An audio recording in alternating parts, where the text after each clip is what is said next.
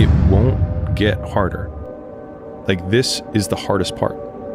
And so if you can just make it through this, everything else is downhill. It's not that the things that the dragons are going to slay aren't going to get bigger. They are. But you become so much more equipped to slay them back. And you have so many more allies. You have people in the stands cheering for you. You have the audience. You have all of these other things that are behind you. But at the beginning, it's just you with a stick against a bear. And arguably, that fight is a harder fight to win than beating a dragon when you have a nuclear bomb and 6 nations behind you. And so it's not even like the size of the hardship, it's just also the resources and how few of them you have, and how so much of the beginning is literally burning the one thing you have, which is time. Because you have no leverage. You don't have the money to pay other people to help you. You don't have the resources to go like get someone no one can learn it for you. It's like there's a lot of the things that we care about a lot, like no one can work out for you. It doesn't matter how much money you have. No one can learn skills for you. And so in the early days, like, it feels so painful because you're like, you look around to see who can help you, and then you're like, fuck, it's me again. And I think getting comfortable with the idea that each of these things, kind of like Slumdog Millionaire, if you've seen that movie where I'll give you the TLDR, he goes through his entire life of randomness, and then he gets on a Who Wants to Be a Millionaire version in India, and it has 12 questions to make $1 million. And from only 12 random experiences in his life that seemed meaningless at the time, was he able to answer all of the questions and then ultimately win. The skills that you develop along the way, like Steve Jobs learning calligraphy that then became Apple fonts that, transformed how we type.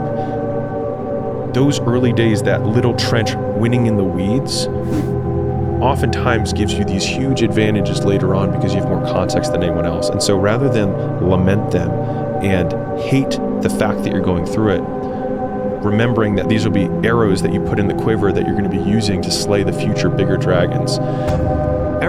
So many people want to project their idea of what they think your life should be like onto you. And it's just completely irrelevant. It just doesn't matter. Like, if all I did, if I weren't married, right? Because people are like, okay, well, he is married, and like, I am in shape, but I also just like working out.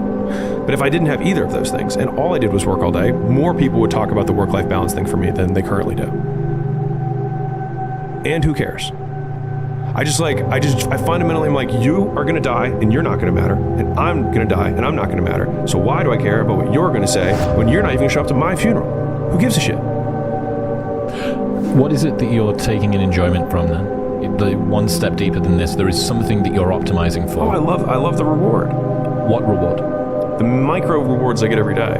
Like, of operating a business. Of all things business related. Yep. So I love writing the book about business. I love talking to my editor about what we're changing. Oh, that's a really way better way to say it, right? Or I like tweeting about the thoughts that we have. I love doing discussions like this because I talk about my favorite topic, which is business for the most part. And I actually am pretty averse to punishment. I've learned that about me.